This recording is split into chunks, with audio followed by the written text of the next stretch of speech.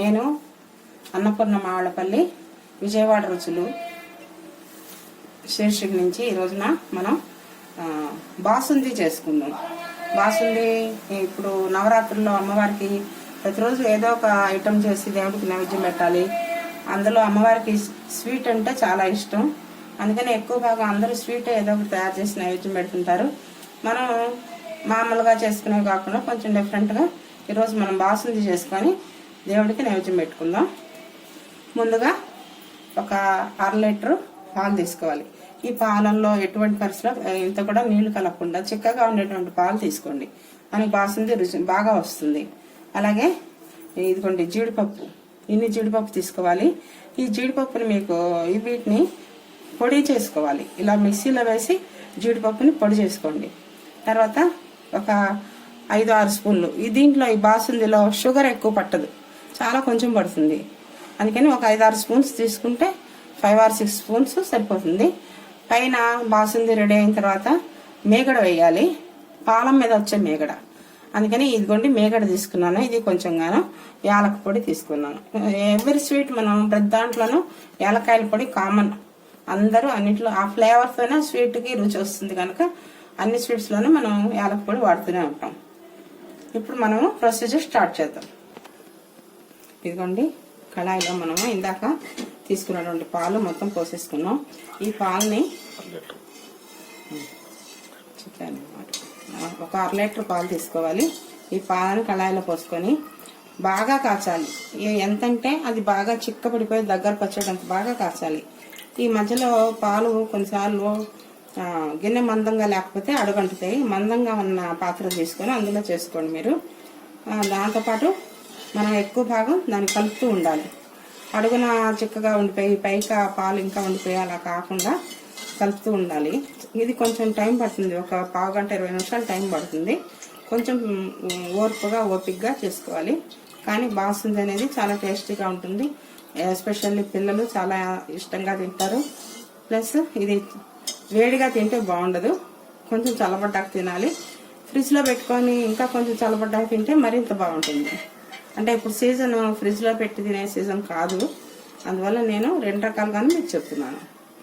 ఇప్పుడు ఇది అయిన తర్వాత మీకు జరిగే ప్రొసీజర్ చూపిస్తాను. ఇప్పుడు ఇందాక మనం బౌల్లో తీసుకున్న పాలు ఉన్నాయి కదా, ఆ పాలలో బాగా కళాయిలో కోసం మరిగించాము.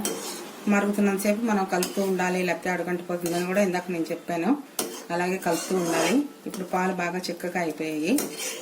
కావలసి ఇంట్లో అవైలబుల్గా కాకుంటే ఈ పాలలో కొంచెం మిల్క్ పౌడర్ కానీ లేదంటే మీల్ మేకర్ కానీ తీసుకొని దీంట్లో కొంచెంగా కలుపుకుంటే ఇంకా పాలు చిక్కగా వస్తాయన్నమాట. అవి కలుపుకోపోయినా కూడా పాలు సహజంగా మరిగిపోయినప్పుడు చిక్కపడతాయి. ఇప్పుడు అలాగే చిక్కపడ్డాయి. దాంట్లోకి మనము ముందుగా ఒక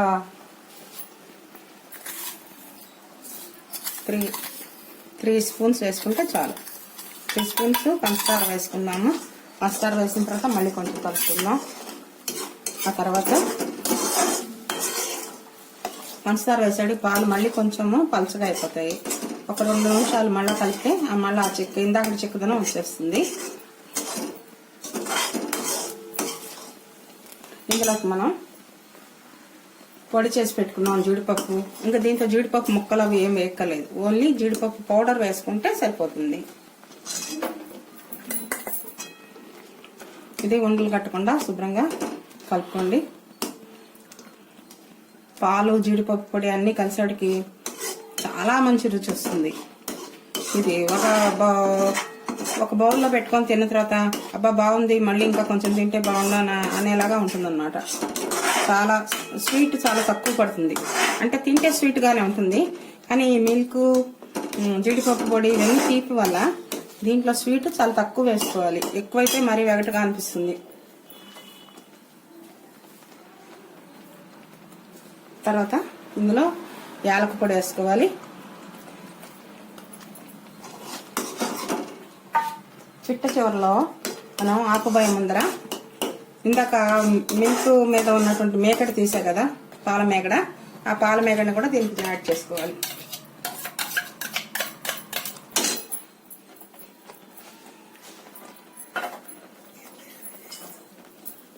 అన్నీ కలిపేపటికి మనకి చాలా ప్రమాణమైనటువంటి రుచి వస్తుంది. ఇదిగో ఇప్పుడు అంతా చిక్కగా అయిపోయింది. మరి ఇంకా ఉంచితే పొయ్యి మీద బాగా చిక్కగా అయిపోతుంది. ఈ మాత్రం గట్టుజారుగా ఉన్నప్పుడే మనం దీన్ని ఆపేసుకోవాలి. చల్లారిన తర్వాత మరి కొంచెం చిక్కదనం వస్తుంది. ఇది కొంచెం చల్లారితే కానీ స్వీట్ బాగుండదు. అలాగా చల్లారిన తర్వాతనే మీరు తీసుకోండి, ఆస్వాదించండి. దీన్ని బౌల్లోకి తీసుకుంటున్నాను.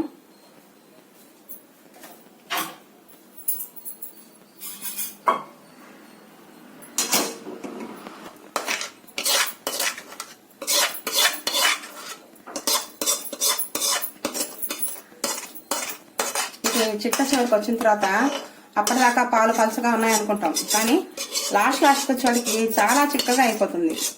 అందుకని మీరు చూసుకొని దింపేసుకోవాలి. లేకపోతే మరీ చిక్కగా అయిపోయి ముద్దలాగా మన ఐస్ క్రీమ్ పానల్లోకి వచ్చేస్తుంది అన్నమాట.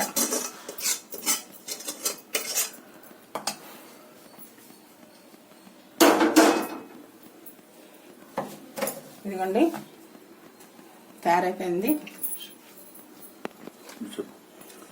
ఈ బాసుంది మీద ఇందాక మనం జీడిపప్పుతో పొడి చేసి వేసుకున్నాము. జస్ట్ జీడిపప్పుతో కొంచెం గార్నిష్ చేసుకుంటే బాగుంటుంది.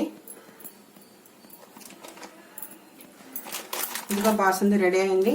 మీరు చక్కగా దీన్ని అమ్మవారికి నైవేద్యంగా పెట్టుకొని మీరు కూడా తిని ఆస్వాదించండి. నేను ఉంటాను.